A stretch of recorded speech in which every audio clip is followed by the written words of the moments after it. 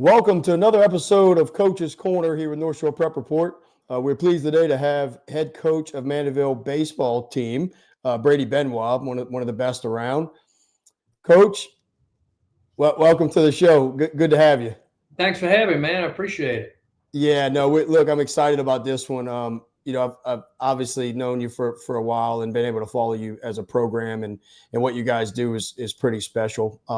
One thing I want to start with, and we're going to spend some time together, before February, kind of to recap last season. But you made a pretty good run last year. I thought what you did, kind of losing, your ace pitcher early in the season and overcoming that, had some players step up in a big way on the mound. And then that kind of transitioned to summer league, where I thought you guys played a really good brand of baseball. You barely missed that top four to kind of make the playoffs. But what I was impressed with most about, maybe you can touch on this, is the number of players you play and the number of different positions you play them in, different lineups. Is that kind of your goal, to get less trying to win the summer league, right? But trying to get good reps for you for a program standpoint?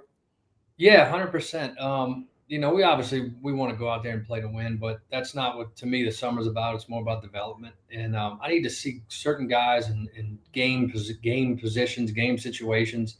And we can simulate it all we want in an inner squad or any of that, but it's different when there's umpires and fans and a different colored jersey, and really just seeing what these guys can do in that spot. For a lot of our guys, it's their first taste of actual varsity. And that's what I really like about the league is, in order to be in it, you have to commit to playing what your, I guess I don't want to say your exact varsity for next year, but the whole point of it is to make it competitive. And to be able to see those guys like a Gavin Richmond, get 15, 20 innings against varsity hitters and see how he responds, and take their lumps really, and see how they kind of handle failure in certain spots. But I love it for that, and that's really what we use it for. Obviously, again, we want to win. I don't ever sit here and say I'm happy not winning, but Right. That's kind of secondary in the summer, I think. Yeah, one thing that I'm excited about is I'm glad that Crescent City League came around and kind of replaced the old Legion stuff that we're used to growing up, and it was important. One thing that I was really impressed with in the summer, and not just you guys, but I think this is so good for high school baseball in general, is a lot of the larger programs, because of that Monday, Tuesday, Wednesday format, you didn't have to battle a whole lot with the travel stuff in the summer, and a lot of guys had a lot of their players play, right, which I thought was really important for everybody. Yeah, and that's kind of one of the stipulations to be in the league, is that you have to, again, like I said, play your guys. And, Mm-hmm. it's like I said, I need to see certain guys do certain things. I can remember 2 years ago when I first got here, we were in it. I really didn't need to see Aiden Grab throw. I knew what he Yeah. did, but he needed to be here, and he was here every day. And, we'll have guys miss here or there, but one of the biggest things we've tried to get with this program is to make, if we want to be really good and do things that I want to do and the guys want to do, and really my boss wants us to do, is win state championships and just compete for that. Mandeville's got to be the priority. And I think Yeah. we're starting to see that. And look, I'm not, travel ball has its place. They need to go play that. They're going to go get showcased and get seen and do different things. But at the same time, when they're here playing with us, those reps you can't really replace, because you're playing with guys we're going to play 34 plus games with coming up. So I think that's a big deal with that league, is that you play against quality competition, but you're also playing with the guys that you're going to go to battle with, come spring. Yeah, speaking on your team in general, the thing I'm excited about is this is year 3 now for you, correct? Yes. So you've got what I think is a really exciting group of kids in general, top to bottom. But your senior class now has 3 years with you. They understand your expectation. I know that takes a little while. Talk to me about kind of that transition when you take over a program. I'm sure it's different everywhere, right? But it takes a little while for that expectation to get to where it needs to be from what you want as a program, right? Yeah, 100%. And it's never, I don't think it's ever gets where we want it as a coach. You've coached, but they start progressing in the right direction. When I first came here, it was, I told the guys, look, I'm not saying it's better or worse. It's just going to be different. Yep. Like a new coach coming in, and this will be my last year without, where every class wasn't mine for 4 years. But that the senior group, we have 10 or 11 of them, and they've worked. They know what I expect.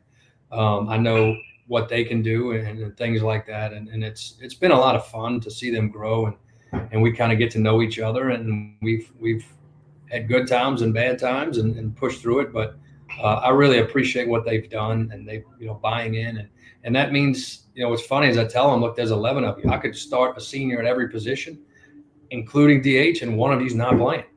So it's part of, they kind of understand their roles and be an all-star in whatever role it may be. And that might not be, I can tell you right now, we're not going to have a lineup full of seniors. But a good bit of them will get their chance and can help in other ways. And I think they kind of see the big picture, that it's about the program, and everybody wants to play and play every inning. I get that.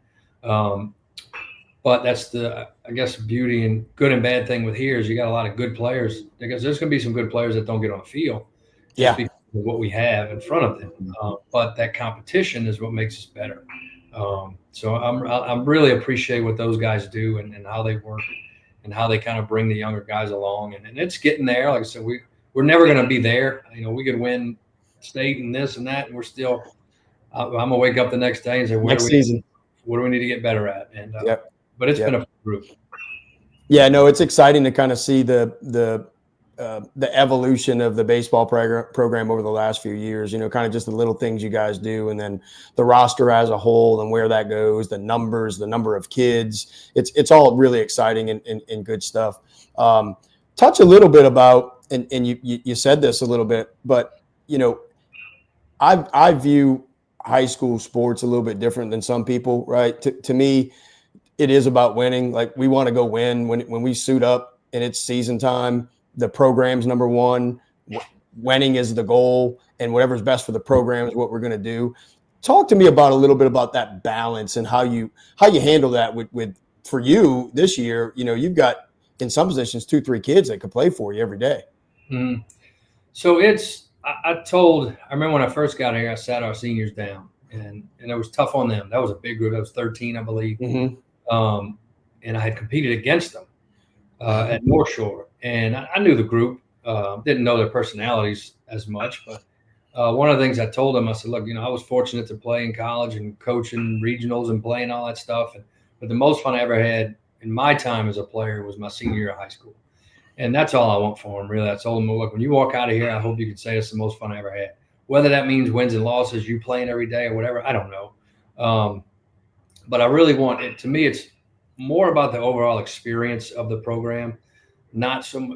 Again, we want to win. That's obvious. I think that needs to go without saying. But doing it the right way. Again, making it enjoyable for the kids. We spend a lot of time out here. With the new LHSA rules. Well, I say new. It's been a few years now where you could technically go all day every day. Yeah, it doesn't matter. But they got to enjoy coming out here. And that's one of the things we try to do is make it fun and let them understand, man, this is fun. If you're not having fun playing baseball, go do something else. And I think the more they have, the more relaxed they're going to be. The more relaxed they are, the more we're going to win. And I know the expectations around here, and it's good. That's what we want to be, and we got to keep it that way. And we got to keep working and just keep worrying about us and improving. A little bit every day. It's funny. Everybody says get a little better every day, a little better every day. And I call it telescope and microscope goals. We all have our telescope goals down the road, but we got to focus on those microscope goals every day. I posted something a while back. It's funny. Things kind of hit you, and you've been here many times, probably more than me. And on our fence, it's got 14 and 24. Two numbers that retired, Jack Crescent and Mike Estrada. And I saw something a few months ago that said, everybody wants to talk about being 1% better every day. And 1% of one day is 14 minutes and 24 seconds. And I was like, holy, man, that just hits you right in the face. And, this group buys into it and they work, and we're not always, they need a foot in the butt, just like I do every now and then. And but it's a lot of fun and a really good group. Yeah, and I always say that the winning part is just a byproduct of all the other stuff anyway. The results just, however the process goes, the result's going to follow the process anyway. And one thing that I was talking with Coach Cass Hargis this weekend, Hannon's new baseball coach, and he said is a rough couple weeks for him because he's got tryouts this week, and he said a lot of people that were his friends might not be his friends in a couple weeks. That's the hard part of it, but that's the nature of it, in today's world. Coach, I want to spotlight a little bit for you. What's coming up for you guys, which I think is really exciting, is your Fall World Series. This is something that you started. That I think is a fascinating thing. You kind of split up the teams in my mind a little bit equally and really challenge them a little bit. Team 1 against Team 2. It's a best of 3 series. Talk about that coming up and kind of what your goals are for that. So, yeah, I love it. I started it a few years back. I say I started it. Other people have done it. But we did it at North Shore when I was there. And I'm fortunate here with the numbers that we have. We have 57 in the program. Excuse me. Now we're missing, 14 guys, I think, with football. Yeah. And then we got 1 or 2 that are hurt. But we have enough to where we can really field competitive teams. But it's just something for the guys to look forward to towards the end of the fall. Because we put in a lot of work. They've worked in the weight room. We did our maxes last week in the weight room. And that, to me, is the most impressive thing that I've seen. Across the board, squats improved over 20% per, on average. And it's just things like that. So they have worked, and we've put them through the ringer. So to have something like this where, it's full uniforms. My coaching staff, I split them up. We have a draft. They go, they get mad at me. I don't coach in it. I sit and watch. My coaching staff gets mad at me because I put these rules in that everybody has to play. Pitchers have to throw. You can't throw. Yeah. You can't throw Sam Marsh 7 innings, those kind of things. But it's a lot of fun, and it's not a best out of 3. What we do is it's a cumulative score, and I don't do best out of 3 because if somebody wins the first 2 days, well, what are we going to do on Thursday? So it's 5-2 after Monday, then it starts 5-2 on Wednesday. On Tuesday, whatever. And last year, actually, the team that won was down 5-0 going into the last day. Yep. And we do, the winning team, we grill steaks and baked potatoes, and then the losing team eats hot dogs. Again, it's fun. We usually get nice crowds for it. And I think, to me, what's so important about it is things happen that you can't simulate. Last year, I remember the tying runs on second base in the bottom of the 6th or something like that. And we get a base hit to center, and the center field is going to come up and make a throw. And there's hundreds of people, eyes on them. You can't simulate that. I don't care if we do an inner squad or what. So it puts them in positions that they're going to be in positions in February and March and moving on. And it gives me an opportunity to see how they respond. And when I met with them the other day, I said, the biggest thing I'm looking for is to see how you handle when you fail. And they all look at me, I say, because look, and when you're hitting the ball or throwing it well or making great plays, it's nice to be a great teammate and do all those things in those times. But, you strike out, you boot a ball, you walk a guy, who's going to pick you up? How do you handle it? And those kind of things with all these eyes on you is what I want to see. But it's a lot of fun. And, I get to sit in the stands and critique the coaches just like mom and dad do to me all day. So it's kind of fun with that. So. Yeah, I put the rosters up there. I knowing your roster pretty good, and somehow if you cover this stuff enough, I feel like I know everybody's roster at this point. I sat on the phone yesterday with a friend of mine and talked North Shore football for 45 minutes, and had to make myself get off the phone because I was just talking about it too much. But looking at your rosters, I'm pretty excited. I'm definitely going to try to make it out there to catch a couple of these because I'm enamored with some of your kids, and not just the older kids, the younger kids. You mentioned Sam Marsh already. I just think he's a phenomenal young man. I remember you and I talking about this a few years ago, which was, I said how good Sam was on the mound, and you said, yeah, my problem is I need him to catch it when he throws it because he's so good behind the plate too, right? So, touch on Sam a little bit and kind of, not your plan for the spring, but, we and I appreciate you reaching out to me, and we talked a little bit about this at the end of the season, but he was our Iron Man of the Year last year for what he did. And I thought he battled his butt off, which is what the kid does, right? But talk a little bit about Sam and what he means to you in the program. Yeah, Sam's going to be key for whatever we do. He's on the mound. He's a Division I pitcher. He kind of came into his own early in the fall. I think what happened with him last year is he got wore down. He had to catch, Arden Callaghan had to step in as a freshman who's not a catcher, but it was, hey, man, you got to do it. And he did a good job for us. But I still think Sam wore down. He's 150 pounds, 6'1". He's putting on a little more weight, but we're going to be able to spell him a little more this year with a couple of guys, whether it's Cade Gibson or Carter Winchester who came in. To give him more of a rest and let him kind of focus more on the bump. And you saw that jump in the fall. You know, it was funny. I got a call from I think it was LSUE was asking about him and said, yeah, he was, I had him in the summer at 80, 82, 83, and this fall he's hitting 90. I said, well, yeah, he had mono in the summer. So he didn't have weight to lose.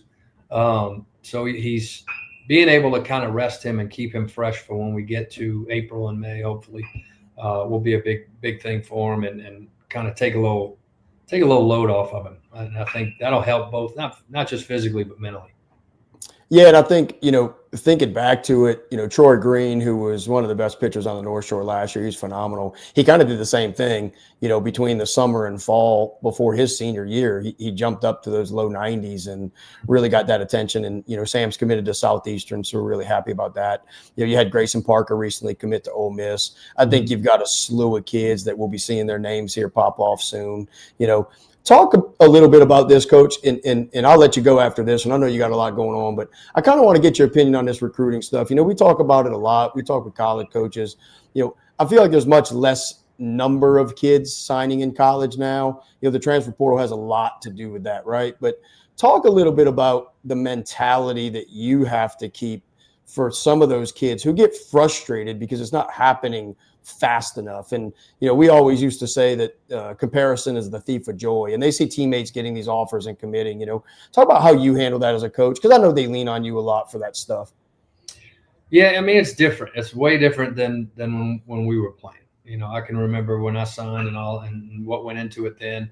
I talked with Joe Sherman a good bit at Delgado, and he told me last year or 2 years ago, he wouldn't give me the name of the school, but he says, Brady, I was in shock. It was a Division I school, a directional school, one of the ones. But he said that the coach told him that they have to recruit like a JUCO. He said, I tell guys come here for a year, play, get your name out there, and jump in the portal. And he said, I never thought I'd hear a coach at a 4-year school say that. So I think that makes it's so much more difficult to sign with a Division I, big times for like a kid like Grayson, who's absolutely elite when it comes to an athlete. I mean, he's mid-90s on his fastball, and just an elite athlete. He's only 16 years old. Mm-hmm. That's the guy that's going to get that look and that offer.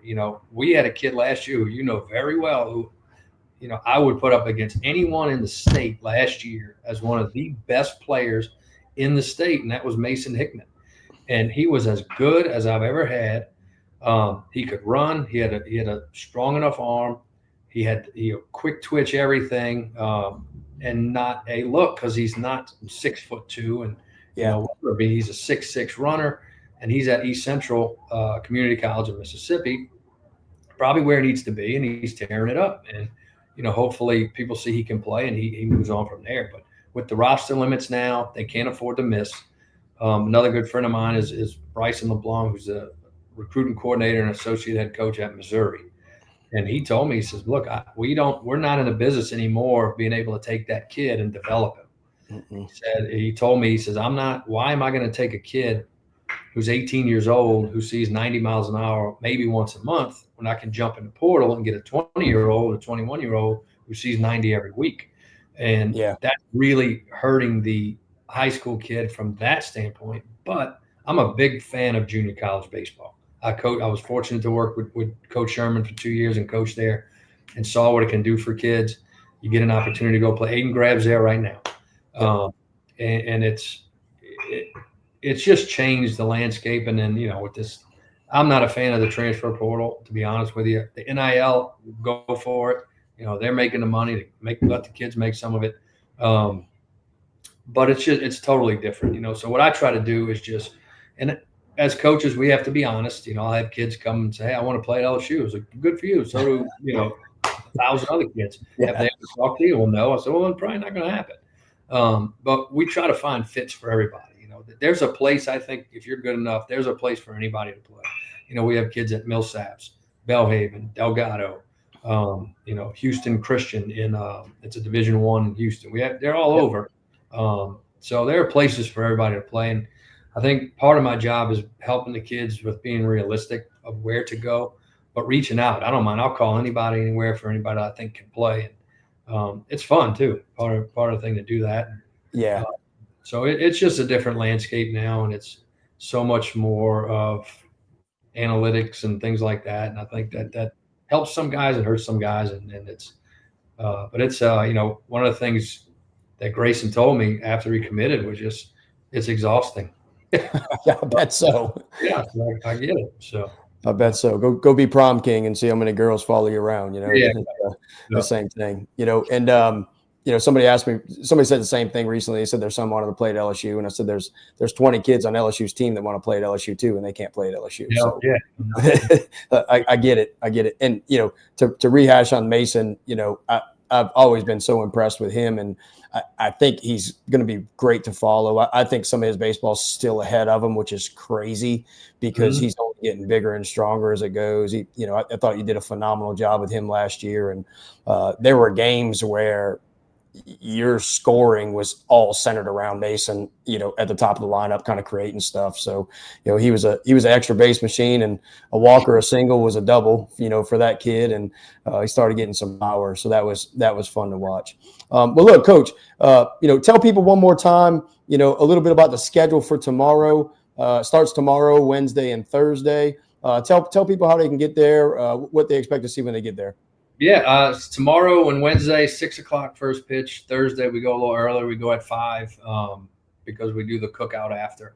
Again, the team that wins will have steaks ready for them, and the losing team, they'll get to eat eventually, but they're going to clean up the field and do all that good stuff. But it's fun. It's good baseball. It's free admission. We should have really good crowds, and we got a huge football game Friday night against St. Paul, so I hope we can play off that energy. And then I heard Friday might be Halloween, so a lot going on with that too. But it's a lot of fun. Coming out, watch some good baseball, hopefully, and see them compete. And it's again a lot of fun. And everybody's welcome. And come say hi. I'll be in the stands, like I said, second guessing my coaches as I watch. So. Well, look, Friday night, make sure you leave that candy out. My daughter will be around there at some point. Walk around the neighborhood. But we'll leave it on the front porch. Yeah, I'm coaching. We play St. Helena Friday night, so I'll be an hour away from home. I'm gonna have to pay for that one here in the next couple of weeks for sure. My honeydew list probably tripled there, but no doubt. You know how that goes. Well, look, Coach, thanks for joining us again. For you fans, if you can get out to Mandeville tomorrow, Wednesday or Thursday, it's a phenomenal environment. It's one of the best facilities around. A great group of kids. Some of the best food you'll find. That Booster Club does a tremendous job with the concession stand. You've got La Coretta right next door. It's a great environment. Get out there if you can. Coach, thanks again. I can't tell you enough how appreciative I am of you. When I first started this North Shore Prep thing, you're the first person I texted and said, "Hey, what do you think?" And you said, "Man, run with it. This is awesome. Tell me what you need." And you've been great ever since. So I can't thank you enough. Well, I got to tell you, right back at you on behalf of every coach and every sport over here. This is awesome. Bringing light to these kids, and that's what it's all about for me. I think it's more whatever we can do to help these kids and get their names out. And I mean every sport and every school. Even St. Paul's. But we appreciate what you're doing. Trust me, it's very noticeable, and I've talked to several coaches who love it. So keep it up. Thank you. Yeah, no, it's a joy. And we said this on our weekly show yesterday, but, we'll be starting our soccer and girls and boys basketball coverage here in the next couple of weeks as well. So really excited about continuing to grow that and continue to spotlight some kids. Well, thanks again, Coach. I appreciate it. Y'all get after it. I hear the dinging in the background. I'm sure you're ready to get out there and get to coaching. It's what you do best, man. But y'all be blessed. Stay safe, and anything we can do for you, let us know as well. Thank you so much. Take care. Thanks, Coach.